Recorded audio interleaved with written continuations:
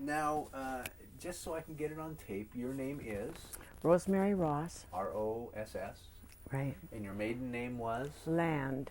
L-A. Land. D. Originally, there was a T on the end of it. My father's from Leipzig. German name. And do you know when it got Americanized? I think he did that after he got here. Just dropped the T. He became very Americanized after he'd been here, so he wanted to drop all of his German connections. So now, you grew up in Gig Harbor? Mm-hmm. I grew up in Rosedale. How did you end up here? Your father, or my mother was born in Rosedale in 1897 in a log cabin 2 days after her twin brother was born on Valentine's Day, which is coming up.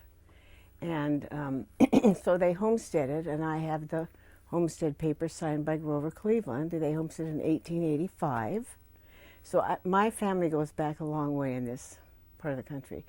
And they had an apple orchard and raised strawberries and alfalfa on a farm.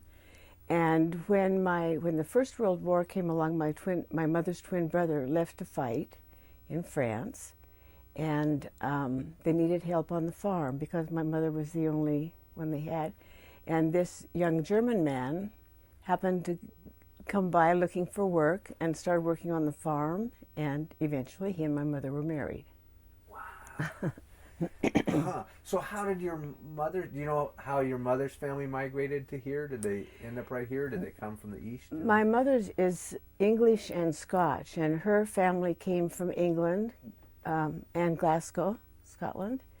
And the English family lived in Philadelphia for a while, and then they migrated out to America. Huh. And what about your father's family? I don't know anything about my father's family. I've been trying to do some genealogy, but all of the records from Leipzig seem to have been destroyed.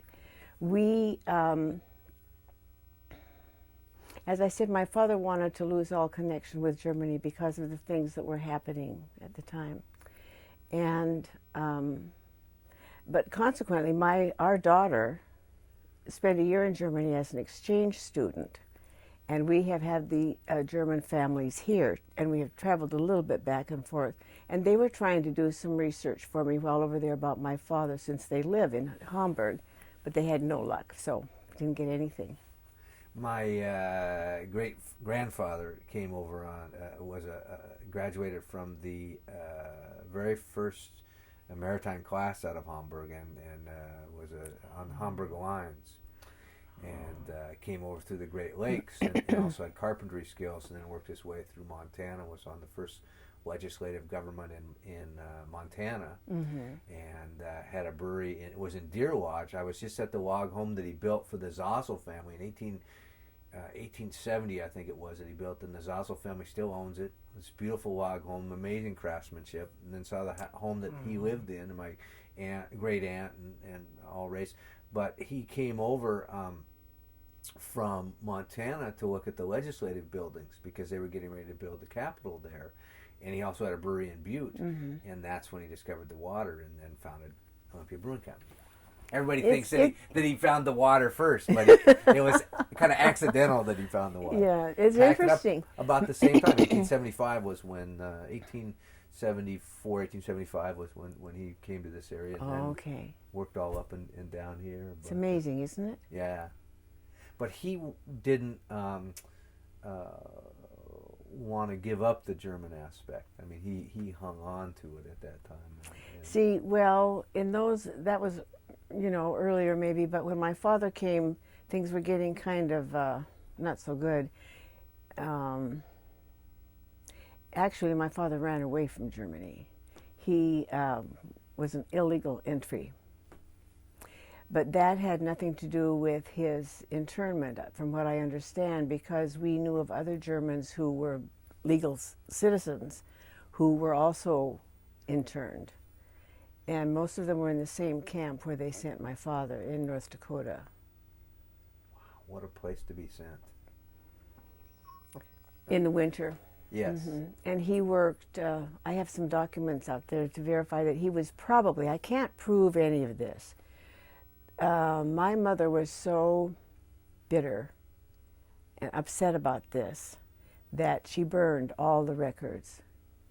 It just, I just can't, well, I can believe it, but my father was never bitter, which is really funny.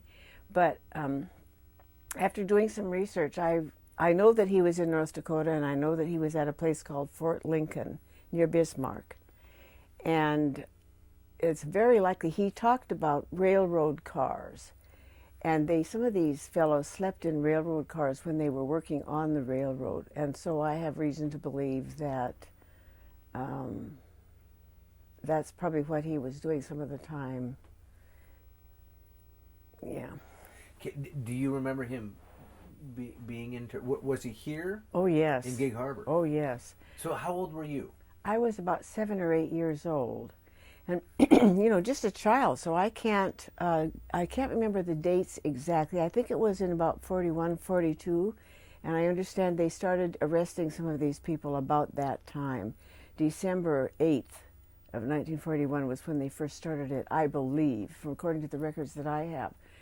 I can remember very well when they came and took him. We were sitting down to dinner, and a man by the name of Ras Paulson, who was the sheriff, was very good friends with my dad. And he came to the house about dinner time and said, "Pete, I'm sorry, you're going to have to come with us." And he was crying. So my dad put some things in a bag and walked out, and we didn't see him for a year. Although we tried to find him. My mother didn't drive, so we didn't have access to a car. But we had friends and relatives there, an aunt, and her twin brother lived in Tacoma at the time. And between them and some other people, we knew he was going to be going to Bremerton. It wasn't easy to get to Bremerton in those days, but somebody drove us up to Bremerton to see him, and they had already shipped him out to Seattle. So the next day, we tried to get to Seattle, and we were driven to Bremerton again and went on the ferry. And then my mother and I walked from the ferry landing in Seattle to see him, and they had already shipped him out from there, so we never did see him. And I don't know how long it was before my mother heard from him. She would get letters from him?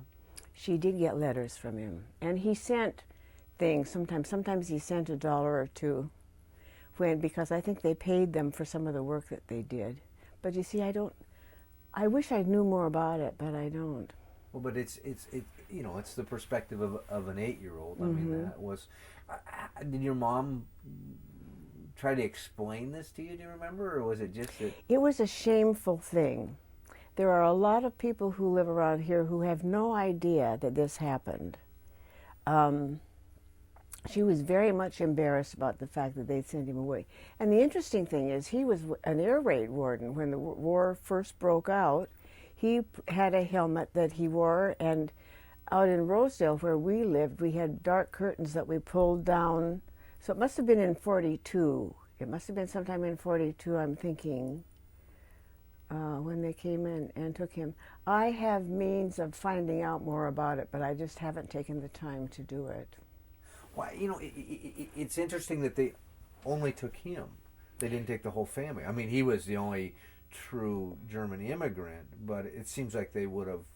In some cases, they took the whole family if they were all from Germany.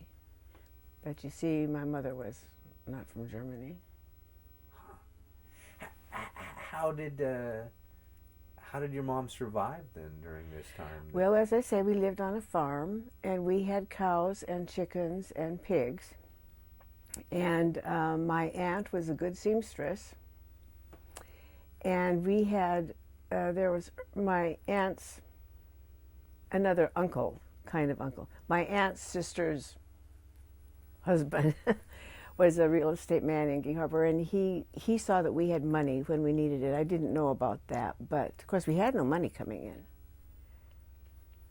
Just your we survived. Farm. I had no idea how hard it was on my mother, of course, as a child. I always had food to eat. 2 pair of shoes, everyday shoes, and shoes for Sunday, and homemade clothes. But everybody in Rosedale at that time, most of the people that I knew were poor, I guess you would say it. We didn't even know it. We were all happy. That's that perspective. I mean, everybody. That's looks just back from a and goes, child's.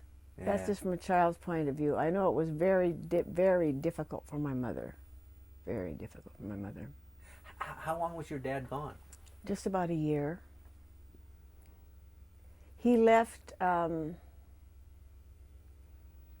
apple picking season, it seems to me, and he came back in the summer sometime. And we knew when he was going to be coming back. I don't know how my mother found out. I don't even know how he got from Tacoma or Tuskegee Harbor. Maybe he hitched a ride with somebody. I don't know. And he didn't come right to the farm. It was on a Sunday afternoon, and my aunt and uncle had a beach cabin on Forest Beach. And it was there that he came to. He knew we were going to be there. And I don't know how he found that out, but I remember when he came in. Mm-hmm. Was that, as a little girl, that must have been pretty exciting? Oh, it was a big deal. I guess it was. Everybody cried. Do you remember? Did an 8-year-old might not have had a perspective of this, but did people look at your family and, oh, that's the German family that their father's been taken away to? If they did, I wasn't aware of it. I don't think they did. I think most of the people, well, my mother lived there all her life, and it was just a small community, and everybody knew everybody. Any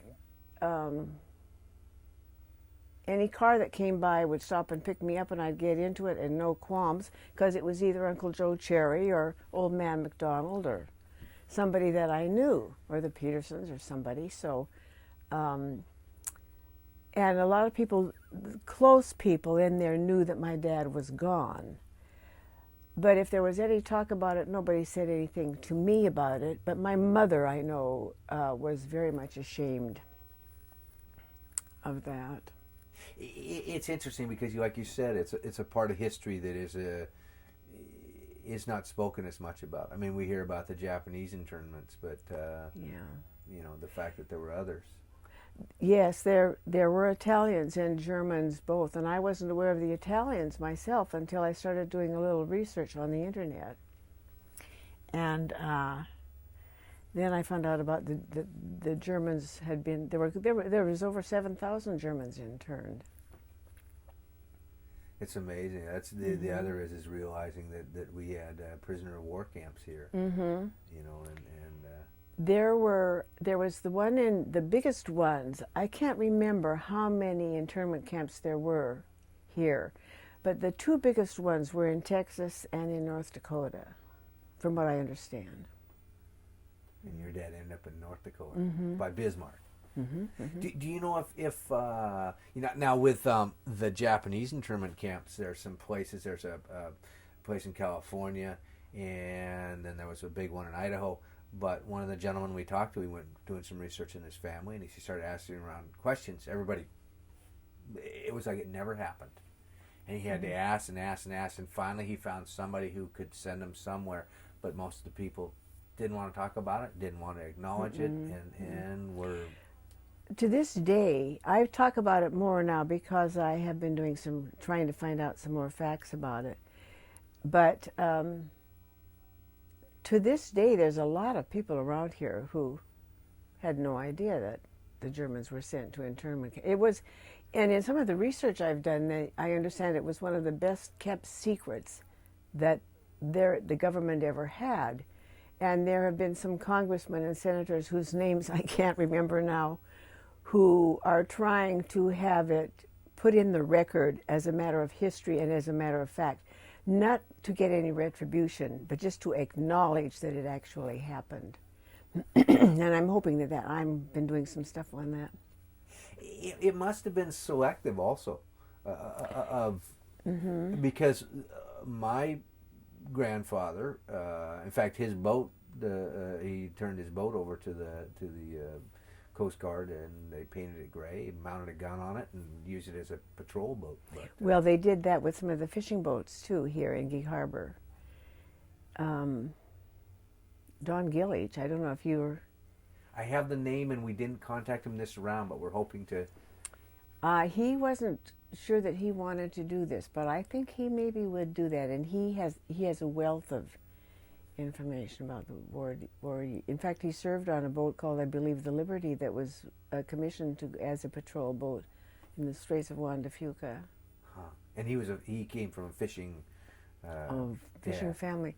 My husband's family are fishermen, and and his father had a fishing boat, has fished all his life too, and there were some of the fishermen who, instead of having them go to fight, wanted them to keep on fishing in order to provide food during the war years. And I hear that there was some controversy even on that. Oh, yeah. Yeah, some people. Do you remember as an 8-year-old hearing about Pearl Harbor being attacked, or were you just a little... Oh, yes. Oh, I remember about it. We had a radio, so I knew that happened, and I knew that it was a big thing. And I can remember at school we always started buying war bonds. Excuse me. We had war bonds.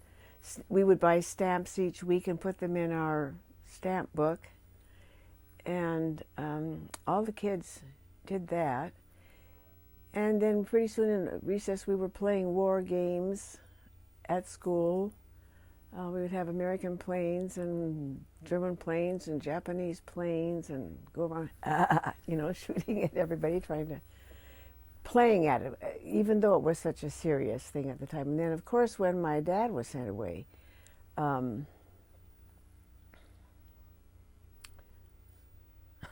boy, I had a good friend, Frances Carroll, and she and I could run pretty fast. And when we would play the war games, you have to have an enemy, right? If you're going to go shooting at each other. So I had conned Frances into being a German plane.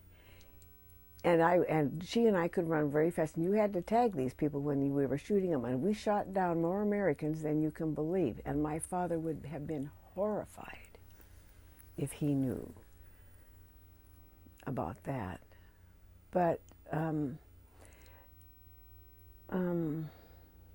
we had ration stamps, and I can remember the ration stamps and the gasoline. There was a shortage on a lot of things, sugar and butter, that we didn't get here.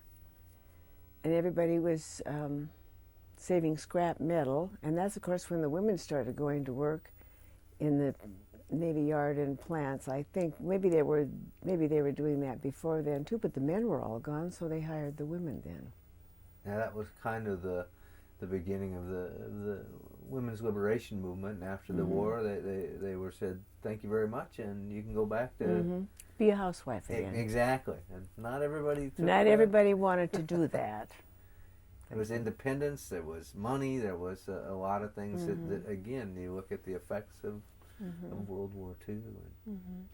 So you lived out of town then?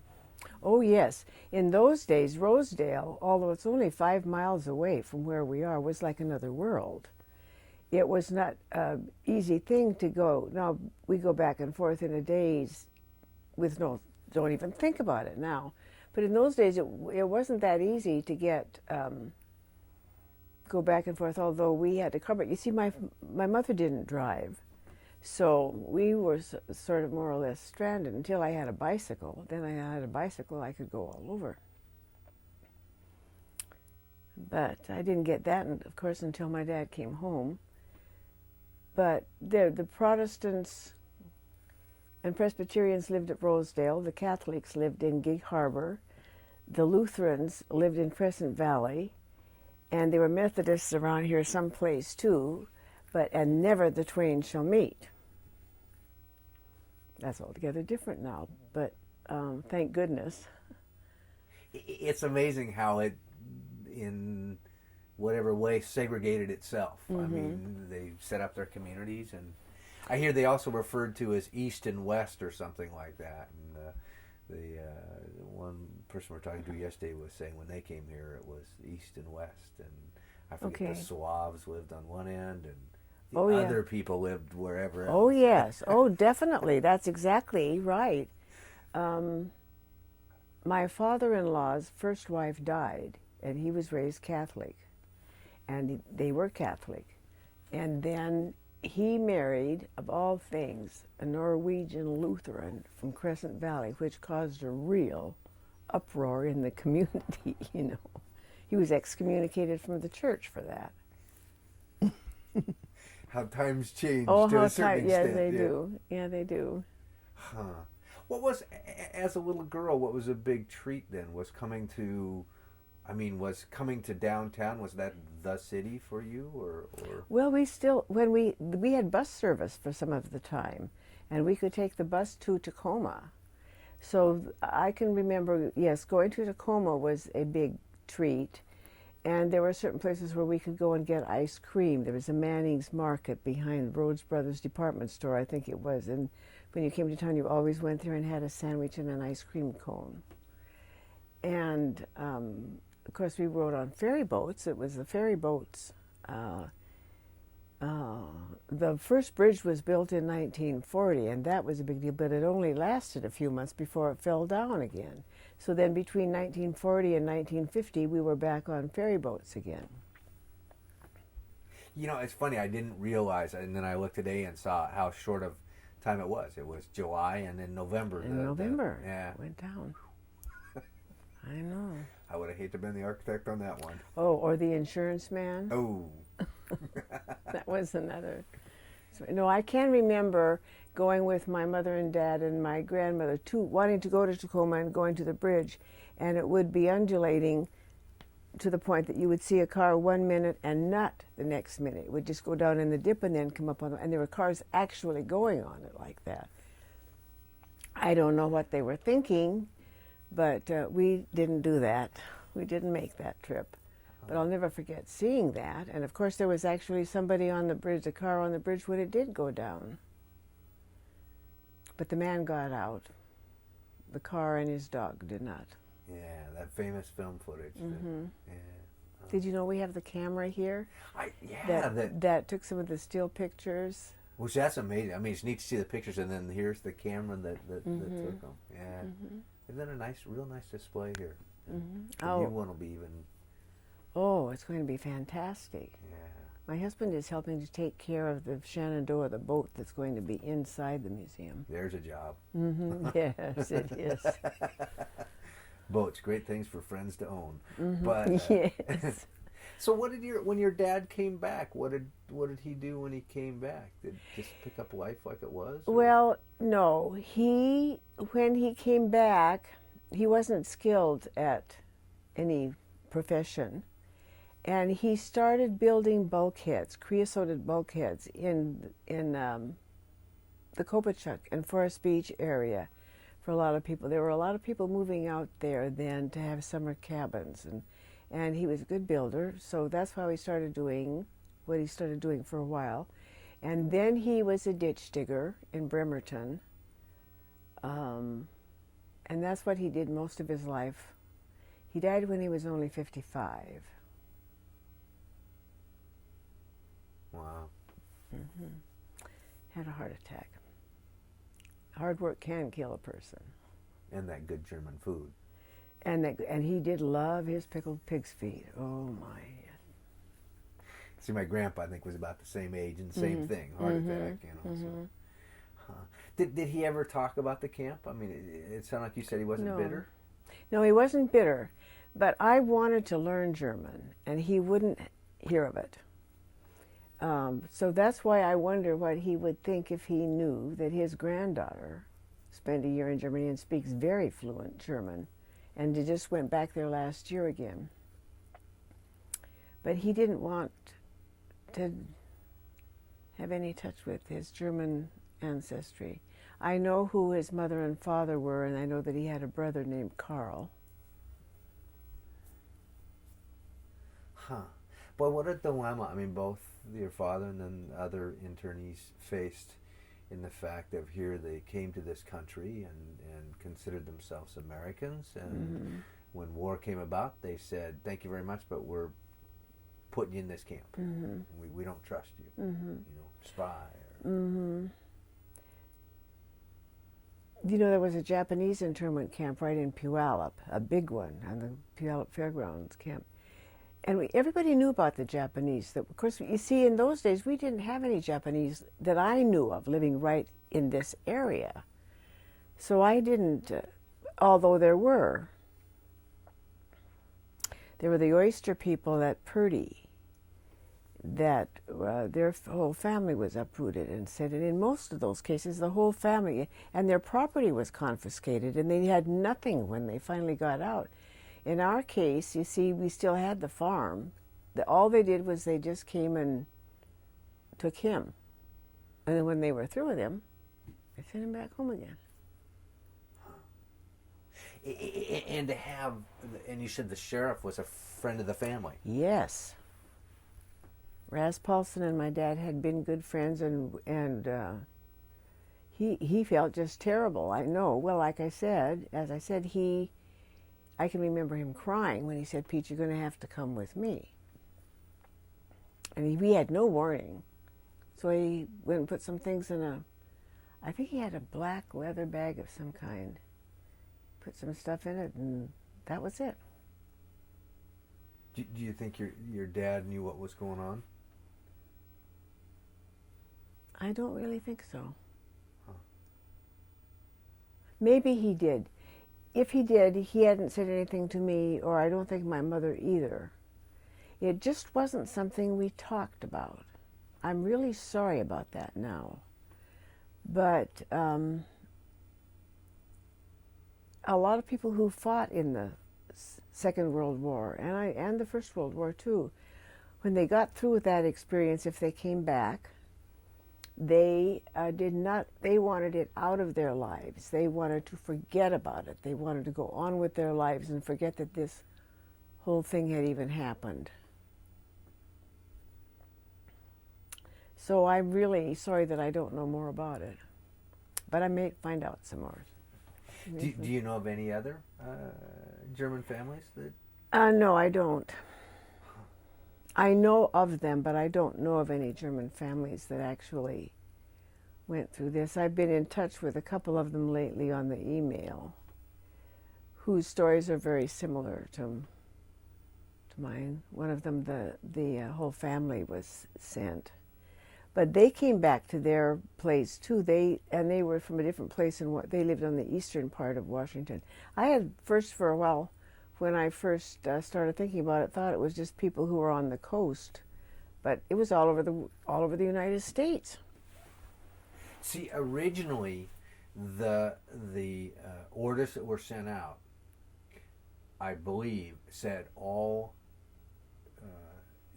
immigrants. It was not just Japanese. And I can't remember the general's name or admiral down in the Bay Area. He changed it because he didn't like the Japanese, and he said it'll be the Japs. Okay. And that's why it got changed. But especially up and down the coast, and then even at that, Washington was divided. The Columbia River was so if you lived in Kennewick, you were taken away, and if you lived in Richland, you weren't taken away. I mean, it was just surreal. It was, yeah. You know. Yeah, didn't make a lot of sense. No. And the interesting thing is, because I asked a lot of people, could it happen again? And this was prior to 9/11 that I asked this. And a lot of people said, oh, no, it could never happen again. Well, sure enough. I mean, not in that way, but the abuse that you saw. Yes. You know, anybody that looked like they were from the Middle East. Oh, yes. You know. They're talking about profiling all the time nowadays, because if you look the wrong way, and it is happening again, as you say, to a certain extent in a different way. I don't know if it's human nature when you are attacked by a certain segment of society, all of a sudden everybody in that society is suspect. So in a way it is happening. Especially if they look different, which is easier to to detect. I mean, Japanese, then everybody just guessed anything that was Asian looking was Japanese. Are you Chinese? Are you Korean? Or you look different. That's my dad. My dad was out in Menlo, and he said that they had a Japanese janitor, and they were all sure he was a spy. Yes. But you could tell. But nobody. But here my dad is, Schmidt, and nobody said, "Oh, wait a minute, you must be with Hitler. You're a German." Although somebody did. My grandfather had gotten a radio for his boat and had it at home and was upstairs and had the headphones on and was trying it. Well, somebody called the FBI. And so somebody started following my grandfather. And my grandfather called a friend of his who was with the FBI up in Seattle and said, "I think I'm being followed." And so the FBI from Seattle sent somebody down to follow the guy who was following my grandfather. So we had the FBI following the FBI following my grandfather. Yes. So they finally straightened it all out. Yeah. What was... So you were pretty young when the war was going on. Did you go into Bremerton at all and see the activities, the change of... You were pretty much out? Isolated probably isn't the word, and yet that's probably as good as any other word. We were pretty... As I said, my mother didn't drive, and we could walk every place we wanted to go. We did take the bus as a child to Tacoma sometimes, and when somebody would go to Gig Harbor, we would get a ride with somebody. Well, when my father was home, of course, we went to Tacoma and we had a car then. But when my father was gone, we didn't. But when my dad did come home and we had the car there, we would drive to Tacoma and drive to Gig Harbor. But it wasn't an everyday thing. Maybe like on a weekend, if we had something to do. And I was brought up in the Rosedale Presbyterian Church, and you did not go to movies, and you did not wear lipstick until you got to high school, and then you put the lipstick in a little thing underneath the mailbox and would put it on while you were waiting for the school bus when your mom couldn't see you, And and better remember to wipe it off before you get home. Oh yes, oh yes, oh yes. Well, by the time you got home, it would have all worn. Well, I can remember taking it to school with me though sometimes too. But then I can remember when my daughter was in high school and we weren't encouraged. Girls didn't wear pants very much in those days. When I first started working in the library at Harbor Heights School, women didn't wear pantsuits or pants, and eventually it came to the point where we were allowed to do that. And I didn't think I was ever going to actually wear pants to work, But eventually I did, and my former boss to this day gives me a bad time because I swore up and down I would never do it, and then pretty soon I was doing it every day because crawling up and down bookshelves is the easiest way to go, So, but I can remember our daughter when she was in high school, I didn't want her to wear jeans to school. She was doing the same thing with the jeans, sneaking them out like I used to do with the lipstick. So what goes around comes around. That's exactly. Huh. So times have changed quite a bit. Oh, yes. Do you remember if your mom was patriotic? I think she was patriotic, but this business with my father upset her so much.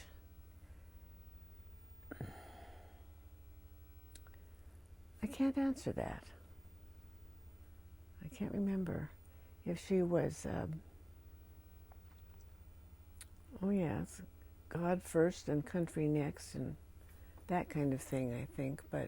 And we did fly the American flag. My father was more patriotic than my mother was, in spite of everything, I think. Boy, again, there's that irony that, Well, he thought this was the greatest country in the world. And where he had come from, there was hardship in his family. His own father had been persecuted, actually killed, during the time that Hitler was coming into power. And I don't understand the whole story behind that. And my father, as I said, ran away from Germany, actually had a bullet hole in his back. He ran away from Germany when he was about 14 years old. Came to this country via South America. Wow. Hitchhiked up here from South America. I got that much. I used to try and nail him down. I was really pretty close to my father. And I would try and get information out of him, and I couldn't always get a lot of information out of him. He, when I went away from home and went to work, he liked to have beer. You know, these good old Germans. But it wasn't allowed in the house. So he kept it down in the creek. It was nice and cold in the creek. And sometimes, and he smoked, and he did that in the house, although my mother didn't like it at all. And when I went to work, I didn't smoke and didn't drink coffee or alcohol, of course, or anything like that. And everybody else at coffee break would go out and have a cup of coffee and a cigarette. And it was the thing to do in those days. And I didn't do it. But pretty soon, I would have it said hot chocolate and a donut or something. So pretty soon they were making clothes way too small for me anymore, and I couldn't get into it. So I struggled to learn how to learn to smoke a cigarette. And I can remember when I would go home from, I was sick to death of it, you know, but I was going to learn how to do this. And I did master it. But then on weekends I would go home, and my dad and I would go down behind the barn and have a beer and a cigarette together. And my mother would, I don't know who we thought we were fooling, you know, you can't smoke and not have somebody know it. But I have good memories of that, those kind of things. And that would be the time that was when I was much older. Get a beer with your dad, and he would kind of maybe tell you a little bit more about it. But he never would talk about that. He would want to know what was going on in my life, and you know who my friends were, and how I liked my job, and that kind of stuff. And yeah, he was kind of a quiet man, not like me. It sounds like some of the feelings that he had were some of the same feelings that the vets had. I mean, the fact of basically escaping from Germany, being shot doing it, and moving to a better life. That you know, he had seen what was bad. He knew what was good, and just moved forward. Wanted out, yeah. And he loved this country, and he liked working on the farm. You know, it was kind of reminded him maybe in some ways of his homeland. I don't know. I've never been to Leipzig. I've been to Hamburg, Nuremberg, and other places in Germany, but never. When we went over there, it was there was still the Iron Curtain was up, and the family that we lived with while we were there took us along the border where we could see the fences and the guardhouses along the fences, and there would be a big space between that. You could not halt. You could not go any farther close to even the fence, and then there was the guards in the guardhouses, and then way, way off in the distance you could see a little village. And it gave you an eerie feeling to see that. But of course now that's over and done with, so. Thank goodness. Yeah. Huh. Wow.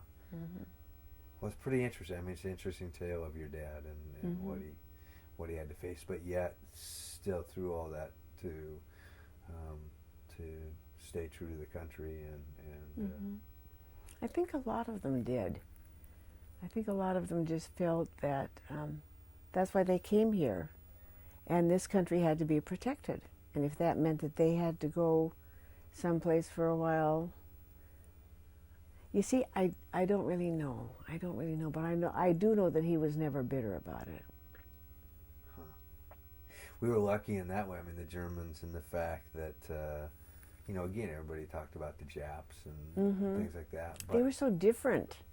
You know, you could spot them a mile away. And I can remember when we did go to movies, I was allowed to see Roy Rogers and Gene Autry movies sometimes. And they would always have the war clips on. And they would show, and then every once in a while there would be a picture with the Japanese in the airplanes or the Germans in their airplanes, and they were made to look like a little less than human beings.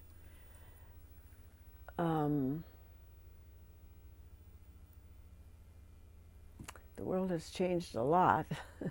Where was so when you went to the theater, what was that, here in town? There was a theater right in Gig Harbor, the Rialto. It was down on Harbor View, near a place now called Mostly Books in that area. And just the one theater. And it's all gone now. It's gone now, yeah. There's a new theater in Gig Harbor, but it's up on the other side of Highway 16. One of those, I think they have 3 theaters in one, you know, it's a little different thing. It was a big deal to go to a movie when you did get to go to a movie and have a hamburger and a Coke for 50 cents afterwards. That's where it's interesting, the perspective of kids, what a big treat was. That's why I asked you what was a big treat. Going to Tacoma, a big treat to get, and you stopped and you had a tradition. You got an ice cream cone and a sandwich, I think you said. But all those things that were special as a child, because you didn't get them that. Where nowadays, you know, kid goes to McDonald's 4 or 5 times a week and doesn't even think anything about it. No. I remember when I got my Schwinn bicycle, which was wonderful. It had skinny tires, you know, and it went fast. And that was a wonderful thing for me to have that, because that was like getting wheels. That gave me access to the whole country. I could go. And in those days, of course, it was safe to ride the bikes on the roads. Nowadays, you take your life in your hands when you go out on any road around here, even if there is a bike trail. So I did a lot of traveling. We would go from Rosedale, where I lived, to Gig Harbor. Just for an example, I used to go from the Arletta store to Gig Harbor, and there were maybe, between the Arletta store and the head of the bay, there were 3 houses. Now there's probably hundreds of houses set back in the woods that you wouldn't see. And you would maybe pass 2 or 3 cars. The other day, I have a friend that lives in Arletta, and I came from her home to my home in Gig Harbor.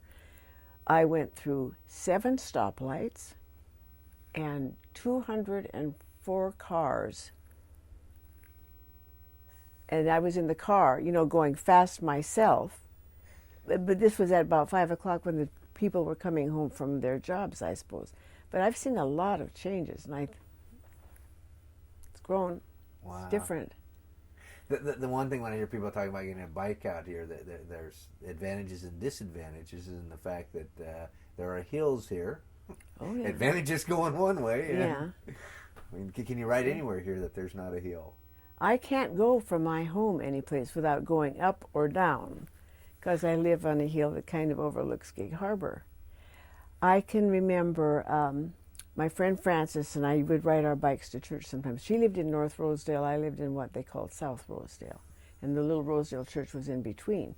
And I had a new dress, taffeta, later on, that probably, my dad probably worked a month to pay for this. And I wanted to ride my bike to church, and my mother didn't think I should do it in my dress, but I had done it all the time, so I conned her into letting me do that. Frances and I went up the Rosedale Hill and came down. That was a good ride. And I got in some gravel, put my foot on the brake. I went end over tea kettle, right over the handlebars. The dress was torn to shreds. I was a bloody mess. I was in such trouble when I got through with that little episode. But we did, things like that. And my mother didn't like me to climb trees. Well, my dad knew I could climb trees pretty well, and we had a big, tall fir tree, and he limbed it in such a way that I could go way up to the top. And my mother, he got into big trouble, for that. So I have good childhood memories. I really do. I didn't have anything that like the kids have nowadays, but I had a good childhood. I didn't have any brothers or sisters, so I'm one of those. Had to find your own entertainment. Mm-hmm. Yeah. Mm-hmm. Mm-hmm. Wow. Yeah, what a great place to grow up too. It was. It was. Well, thank you very much. Yeah, you're very welcome. I